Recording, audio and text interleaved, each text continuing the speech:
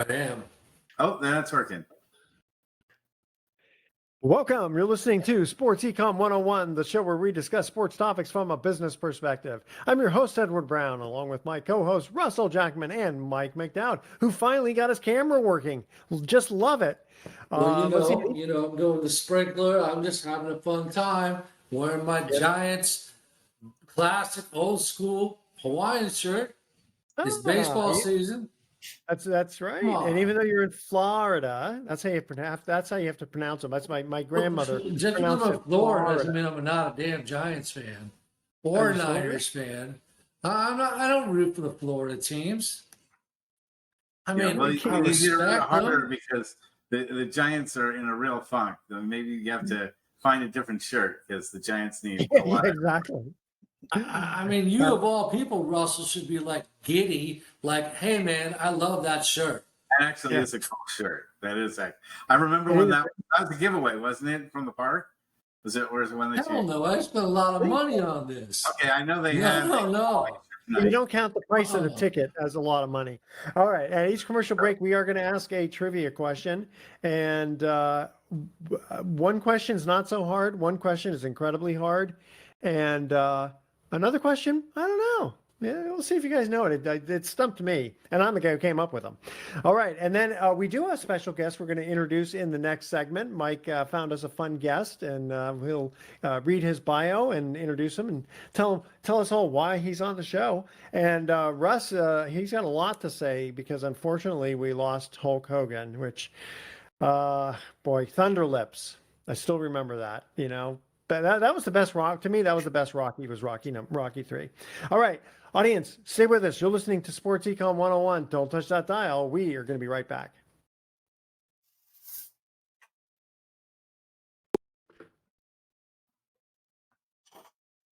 Welcome back to Sports Econ 101. I'm Edward Brown, along with Mike McDowd, Russell Jackman, and Mike, would you please introduce our special guest? If I must, I will. You know, I'm really thrilled to have him on. Kind of a one-of-a-kind guy. I had the opportunity to meet him at the Bob Hayes Invitational Track Meet. I worked with him. He was the director, producer, and overseer of our broadcast crew. His name is Roy Mitchell Eavins II. Now, I love his motto, one man's mind. He's an innovator. He is a guy with a vision. He is the president and CEO of the Jericho Broadcast Networks. Now, he also runs something that's very applicable to the sports world. He is the founder of the Black College Sports Network. Now, what's so cool about having Roy on is the fact of the matter is, you know, you and I have discussed before, HBCU sports, which means historically black colleges. Well, you don't hear about it on mainstream sports talk media. You just don't. So I wanted to have this gentleman in because, you hear these words, pioneer, visionary. Well, I think that's very applicable to my friend Roy. And, Roy, absolute thrill to have you on the show. I know you know how to talk because when I did that track meet with you, you came behind the microphone and you worked it very well. You're no stranger to the mic. So welcome aboard to Sports Econ 101, coast to coast, border to border, and around the globe with our U.S. military. So happy to have you because, man, you're going to be able to give us great insight about why you founded this network to promote historically black college sports. So welcome. Well, thank you guys. I really appreciate you having me on. I would like to say thank you to all the servicemen and women out there for your service to our country and everything that you do and that you put on the line for us every day. I've actually got a couple of great stories about some servicemen in our network from years ago. So this is interesting. I'm looking forward to it. I guess number one question is, and it's like the traditional journalism question. why? Why did you start this network? It seems pretty obvious. I'll phrase the question, you answer it, but from a number of years, historically black college sports was not really prominent. Um, we're all of us grew up in the West Coast, San Francisco Bay Area, a place called Marin County.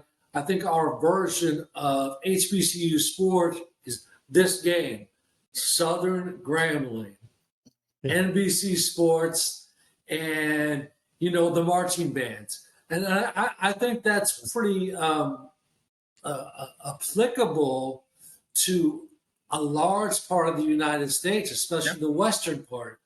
So tell me about why you created the Black College Sports League. It's innovative, it's exciting, and it's your baby.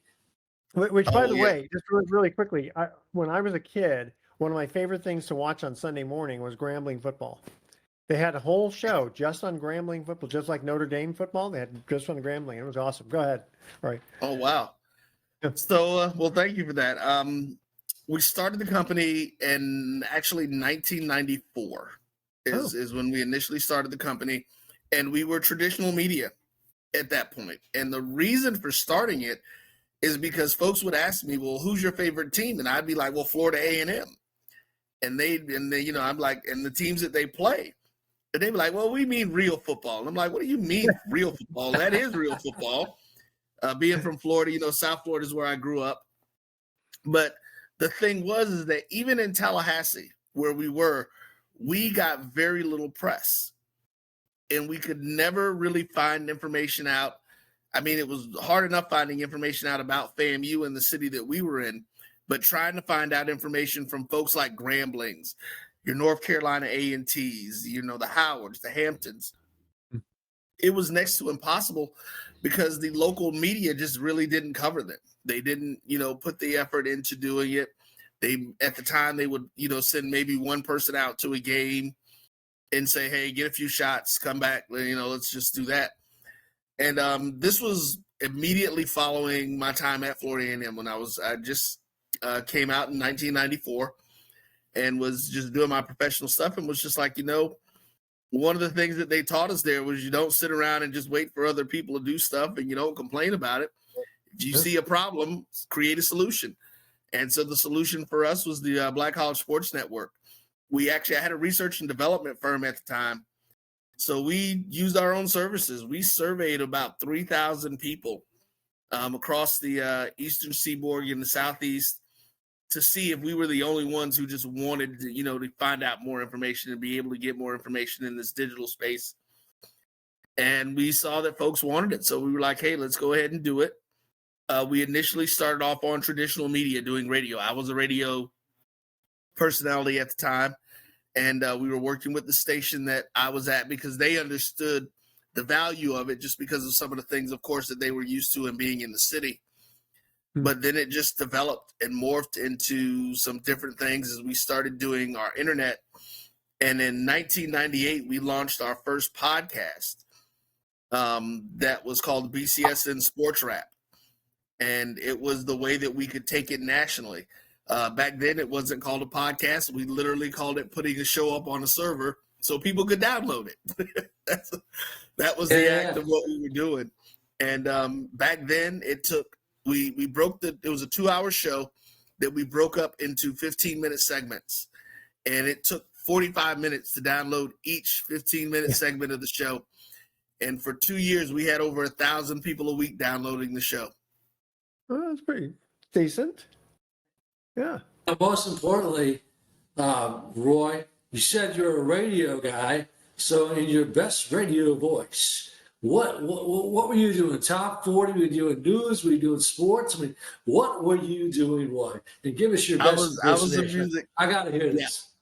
I was on on an urban radio station. They actually did have me bounce around when I worked I did some time for a Cox station and the Clear Channel stations. Ended up working for a small station where I was the morning drive time jock. And,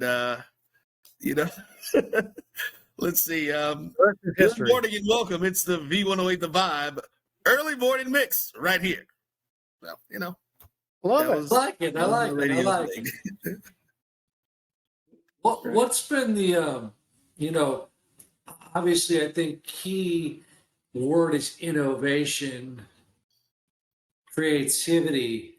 Um, with the Black College Network, I have. We'll ask that question because I know we got to take a quick break, but want to ask you that question: what it means to Black College sports and sports in general. So we'll save that question, and then we got to take a break. All right. You guys ready for our first trivia question here? This one I think is kind of the medium question. Which U.S. state is the second highest producer of maple syrup after Vermont? Vermont's the first. All right. Which I got this one wrong. So don't ask me. I do have the correct answer now, but I didn't have it back then.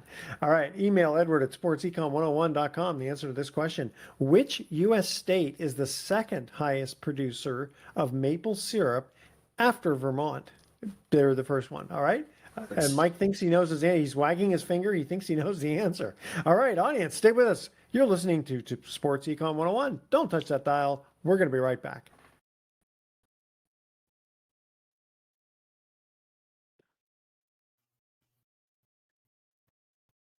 Welcome back to Sports Econ 101. I'm Edward Brown, along with Russell Jackman, Mike McDowd, and our special guest, Roy Mitchell Evans II. I love that. That's a nice long one. Our first trivia question: which U.S. state is the second highest producer of maple syrup after Vermont? Yes, sir. Michael. Maine. Maybe Maine too. Now, I thought it was going to be New Hampshire because they're right next to each other. And when I did Biking Vermont, we went back and forth. Believe it or not, it's in New York. Wow. They have I a guess lot I was of going to say Alabama. and that whole That upstate. one kind of that one threw me for a loop. All right, Michael, why don't you ask your question again, if you would? Yeah, so Roy, before we went to break, I want to ask a question about what's the Black College Network sports. You probably had you just sports, different programming shows.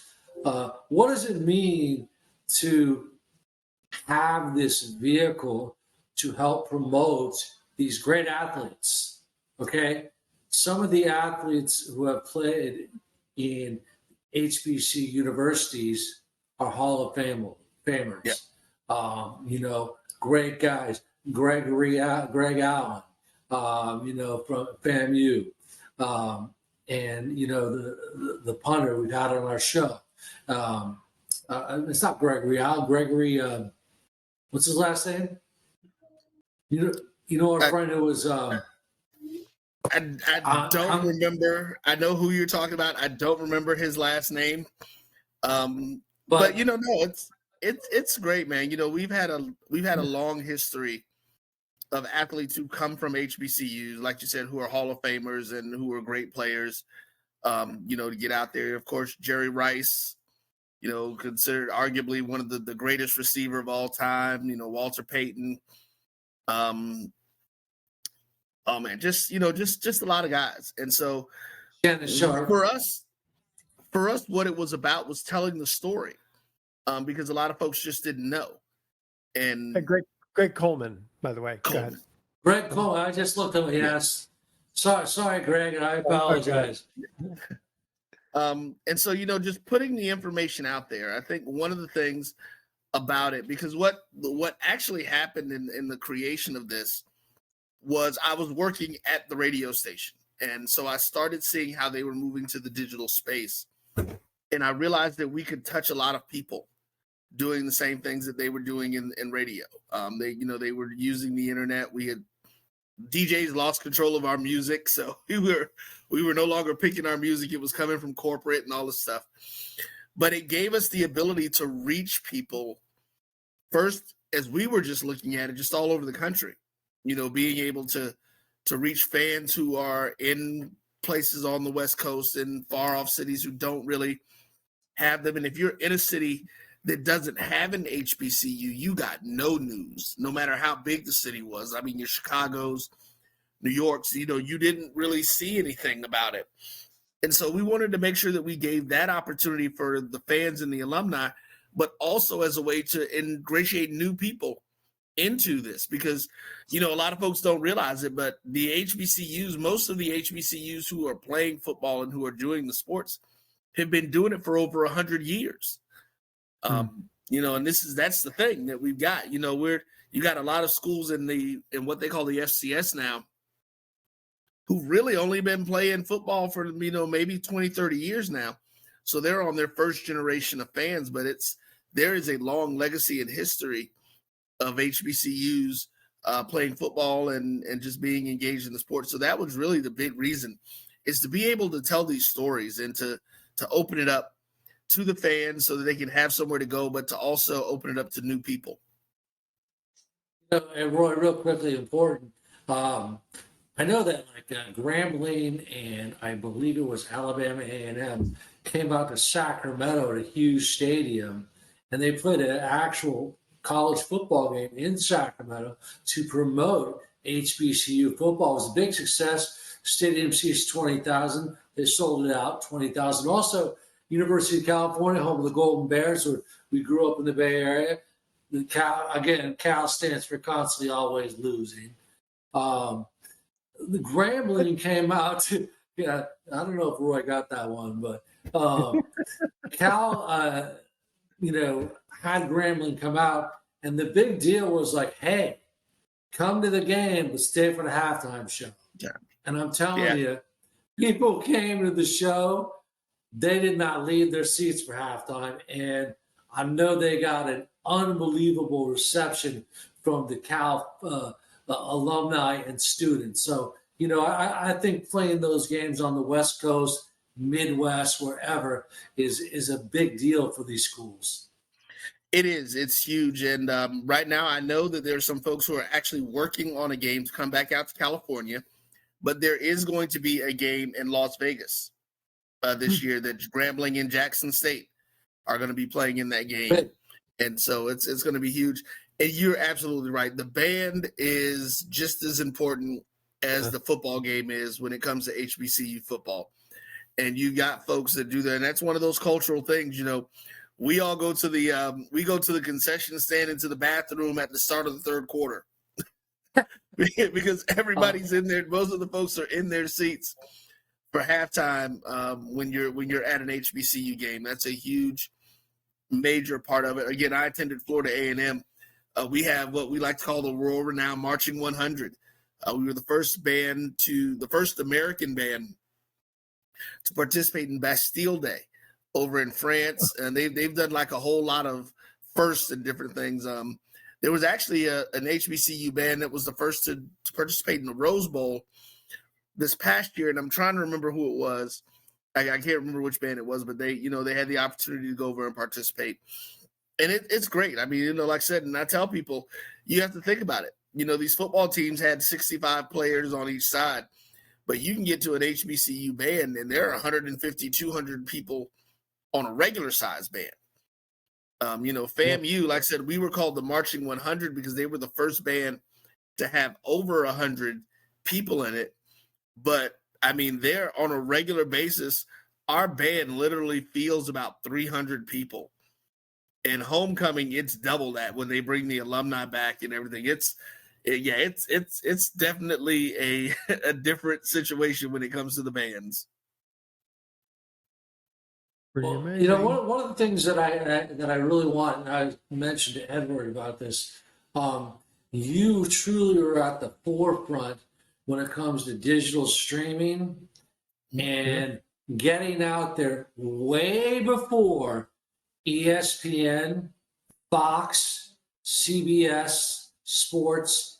Tell us about that innovative idea, how it came about, because your idea has literally transformed the way that people watch sports, and it's the wave of the future.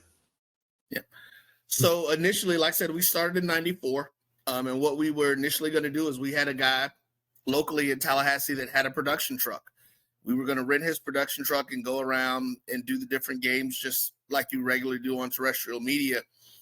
but it just got to be cost prohibitive even when we were looking at what we wanted to do. And as I said, I was working in radio as a drive time jock, and I'll never forget it. It was funny, the day I got off on a Friday and came to work that next Monday, all of the albums, all of my CDs, everything was gone. And I'm like, where's all the music? And they're like, oh, it's all coming across the internet now. And we get the playlist from corporate headquarters. And I'm just like, okay, well, that's interesting.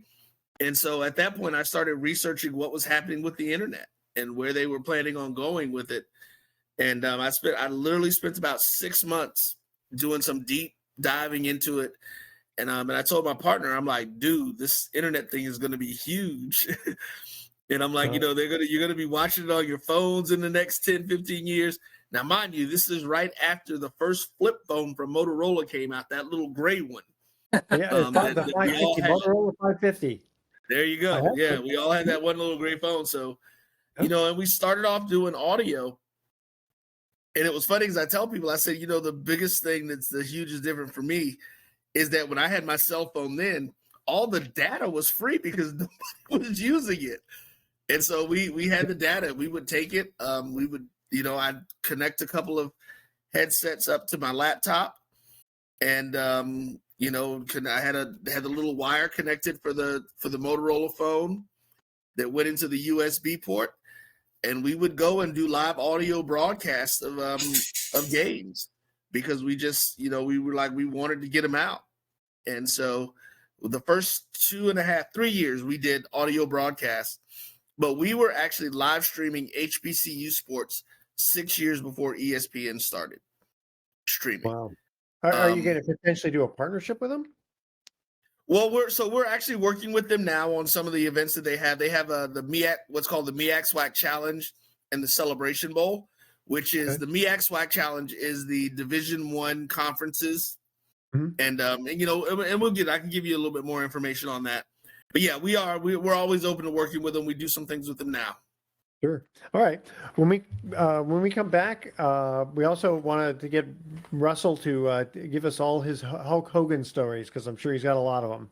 All right. Okay, you guys ready? This is our hard question. Or actually, let's see. No, this is not too hard a question here. What was the first company to cross $1 trillion in market value? This would be on the stock market. Which was and I'll give you a hint, it happened in 2018. What was the first company to cross the 1 trillion mark in market value back in 2018? All right, stay with us. Sports Econ 101. We'll be right back. Don't touch that dial.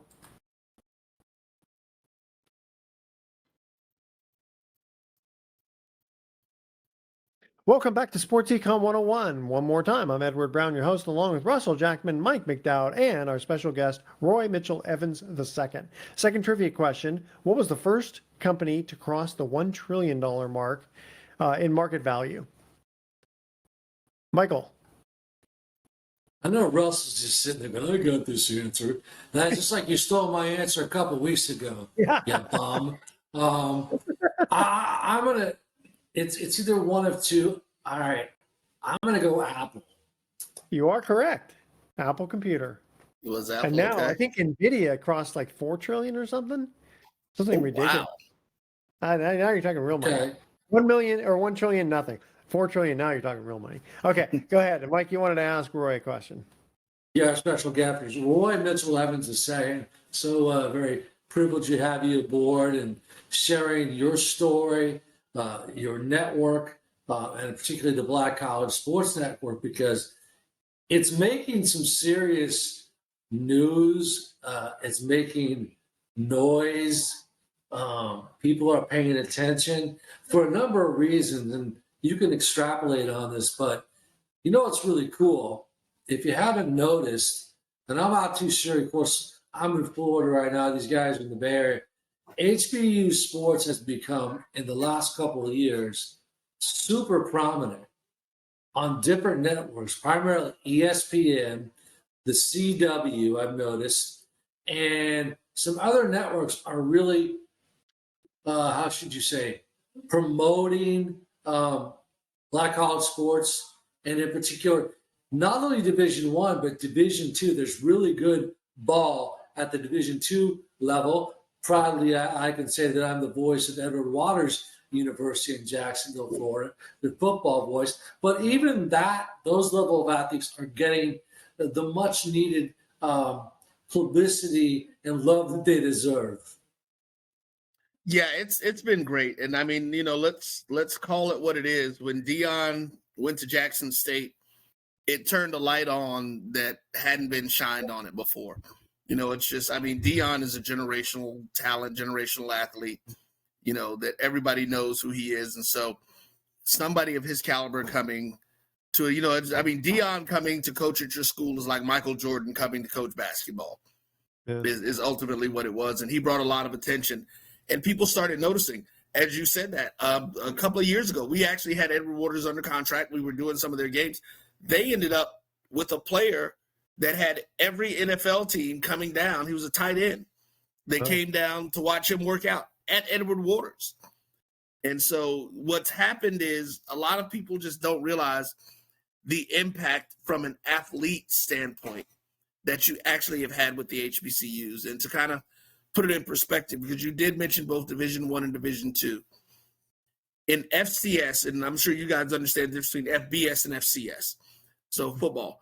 In the FCS, which is the what used to be Division I AA in college football, the SWAC, which is the Southwestern Athletic Conference, has literally led attendance about 39 to 40 years in the FCS space. Wow. The SIAC, which is the conference that Edward Waters is in now, has led Division II for about the last 35 to 40 years in attendance. So we've always had the fans, and like I said, because we've been playing football for such a long time versus some of these other schools. And so you've got that opportunity where they're out there and the fans have been there. And so the media entities started recognizing that. One of the things that the Division II schools can do in HBCU that you can't get most other FCS programs to be able to do, we can actually take 2 Division II schools to a city and get 30,000 people in the stands. You're not going to get any other Division II conferences to do that, and most FCS conferences can't even do that, to take them to a neutral site and do things of that nature. So, it's being able to just put that out there. Are they going to those games because of the football teams or the bands? Because what people don't realize, even at the Division II, Edward Waters University, phenomenal band. They are fantastic. Yep. I mean, they put on a show. They're moving, they're grooving, they're shaking, they're baking. I mean, they do it all. It's awesome. Yeah. Edward, I got to get you out here, and you got to experience this, because even at the Division II letter, it is a game day party. When I was in Scotland, I saw the military marching bands around the world. It was a special thing that they do once a year, and it was pretty spectacular on that. Well, Roy, it's been an absolute pleasure. If you want to stay with us, that would be great. First of all, how do people get a hold of you if they're more interested in your, your historically Black college? We have the sporting events. Yeah. Well, you can always reach us. Our email is info@myjbn.com. MyJBN, okay. .com, yeah. And then our website is mybcsn.com. That's our corporate site, and it'll get you to everything that you need to know to get to us there. The Black College Sports Network is a division of the Jericho Broadcast Networks, which is the parent company that I actually created around the Black College Sports Network when I realized there was a lot more that we could do. And so, those are the things. But yeah, just getting it in. And I heard you guys talk about it. I don't know. I want to hear some of the Hulk Hogan stuff. I am kind of interested. Yeah. My grandfather actually was a ring announcer and a referee for WWE.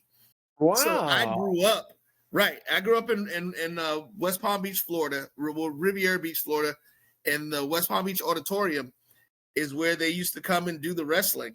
And my grandfather had pictures of him with Dusty Rhodes, Ric Flair, and all those guys when they first won their belt. So I'm a wrestling fan from from way back. Well, Russ had a moniker, Buddy Sotelo. He was the bad guy. He was the bad guy, like not the Paul Bearer type. Okay. Yeah. Hey, Russ, you're on mute right now. You got to Russ, you got to get off mute. Russ. Russ. Russ, Yeah, I he's have been my waiting. kids There walking we around. go. No, it's like more like Jim Cornette or Jimmy Hart. I was more like one of those kind of managers. But Yeah. we'll get into that, I guess, when we come back from the next break, or we have time in the segment. Yeah, we got time. Let's all move Oh, hear good. all the Yes. So yeah, I mean, the passing of Hulk Hogan, he's one of the major entertainment icons of our time. If you even just take it away from just the wrestling aspect of it and just say, as a cultural icon, you can't really talk about the 80s without talking about Hulk Hogan. In fact, when I had my daughter look at what I consider, important movies of our time, I made sure she saw Rocky III, because I think that there's probably no more movie that summarizes that action film of the 80s than Rocky III does. And it was the debut of Hulk Hogan that really brought him into the public eye and created what was known as the Rock and Wrestling Connection with MTV, which was the real genius move, because that led everything into WrestleMania. And WrestleMania now has become a cultural icon. I was at WrestleMania 2 in person at the LA Coliseum, or in the LA Arena, Sports Arena, to see the Hulk Hogan King Kong Bundy matchup. And I've seen Hulk Hogan wrestle left and right and diagonally and in just about every. I used to watch him wrestle in Japan, where he used to wear white trunks, and he actually wrestled pretty scientifically to Thunder in Paradise and No Holds Barred, and some of his and Mr. Nanny and Suburban Commando and his terrible movies. And but his body slam of Andre the Giant is got to go down and was one of the biggest feats in. Although Andre the Giant had been slammed a number of times before that. People who are really smart, what you would call smart marks, know everyone from Harley Race to Kamala the Ugandan Giant had body slammed Andre the Giant before. But really, okay, that's wrestling is, and even Hulk Hogan had slammed him in like 1981. But no, when he was in the AWA and known as Sterling Golden, but most people didn't know that. So that's the thing, is that Vince McMahon always took advantage of the lack of information of the public, and especially with Hulk Hogan, any lie would become much bigger with the two of them involved. Those two could just build a fictitious story that would go all the way to the ceiling. Yeah, but even it's funny because I think about these body slams, and most of the time, you see the guy who's getting body slammed, he kind of jumps up a little bit to kind of make it easy. But it's funny because Andre, he didn't have much spring in his legs. I mean, the Hulk was very, very strong, and I mean, they said that Andre the Giant weighed like 500 pounds. Yeah, he was about 450 at that time. So and Hulk Hogan did say it really hurt his back to lift him up. So it was one of those things that you don't do too often. When Hogan slammed Andre when he was younger, Andre had acromegaly, which meant he kept growing. As his thyroid never stops. It kept growing and growing and growing and growing. And so by the time that WrestleMania 3 rolled around, Andre was like another 100 pounds heavier than he was as a younger man.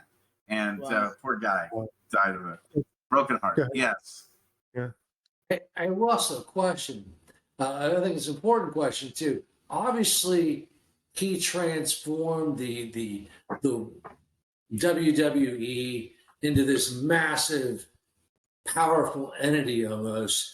That's number one. And not only that, I believe, and you can tell me I'm wrong, but the Hulk Hogan transcends sports. I think that's a fair statement. That's what Russell was saying. Yeah. Yeah, he was. The thing I would say is, if Andre the Giant was Wilt Chamberlain in basketball comparisons, because there was nothing physically that you could compare Andre the Giant to, just like you could never physically compare anyone at the time of Wilt Chamberlain than maybe anyone else other than maybe Bill Russell. Okay, so you know, and even then, Wilt did things that you just never saw any basketball player do. Hulk Hogan was the Michael Jordan of wrestling, and so he made it beyond what wrestling was, and people who were outside of wrestling heard about it. And my father hated wrestling; he couldn't stand it. Okay, he just despised it. But one of the things he cared about most in the entire world, there were 3 journalistic sources that he believed in more than anything else: the New York Times, Time Magazine, and Sports Illustrated.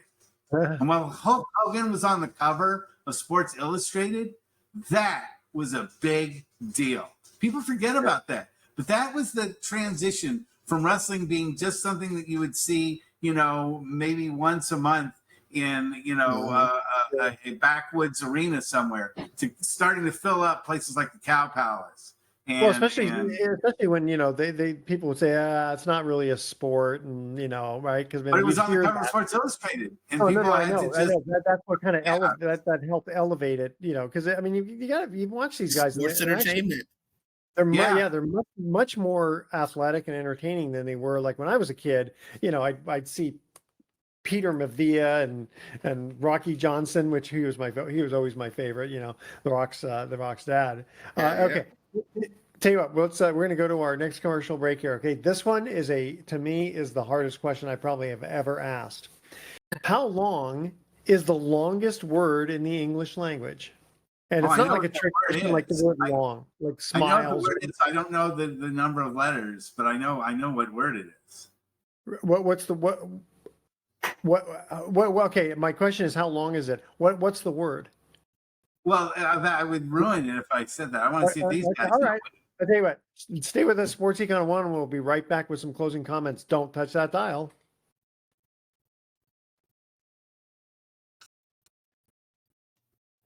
Welcome back to Sports Econ 101. Last time for today, I'm Edward Brown, your host, along with Russell Jackman, Mike McDowd, our special guest, Roy Mitchell Evans II. Third trivia question, the hardest one we ever asked. How long is the longest word in the English language? Oh, no, you've asked harder ones than that. No, this is hard. Russell, what do you think? It's not the word smile, you know, S with a mile in between. No. Superalidocious. No, that's not an actual word. That's something made up. It's ultra microscopic supervolcanic. No, you're never going to get this one. Okay, first of all, it's I'll give you the hint, but it doesn't really help you. It's there's a chemical name for Titin, Titin. You ready for this? It takes over 3 hours to say it because it's over 189,800 letters long. Get the heck out of here. Okay, now I'm going to defend myself. The hardest question I've ever had. I'm going to defend myself here. If you go and you ask AI, it says the longest word commonly found in English dictionary. I didn't say common. I just said what's the longest word in the English language? That's all. Pneumano ultramicroscopic siliconovolcaniosis. And I did know that. It's the longest word you can find in an English dictionary. Okay, are you ready for our silly spoken like a true lawyer. That's right. Okay, so first of all, here's the first silly joke. What did one depressed accountant say to the other? It's a cruel world out there. Cruel. See, and I told you I was going to let you get away with it. Yeah, that's right. Okay, and it's been 6 months since I joined the gym, and still no progress. You know what? I'm going to go down there in person and see what the problem is. Like that one? That's a good one, right? That's good. Hey, here's our thoughts for the day. So after hearing a sermon about lies and deceit, a man wrote to the IRS and said, "I've been unable to sleep knowing that I've cheated on my taxes. I have reviewed my taxable income and have enclosed a check for $900. If I still can't sleep, I'll send in the rest." And this old lady, okay, one more. And this old lady in front of me had $249.76 worth of groceries, but her credit card was declined. Now I know God will bless me for this. It was a lot of groceries, but I helped her put them all back. All right. Tune in next week to Sports Econ 101. We're going to be discussing sports topics from a business perspective, asking more trivia questions. Thanks for listening on behalf of our team. I'm your host, Edward Brown. We'll see you next week. Adios. Good job, Roy Mitchell.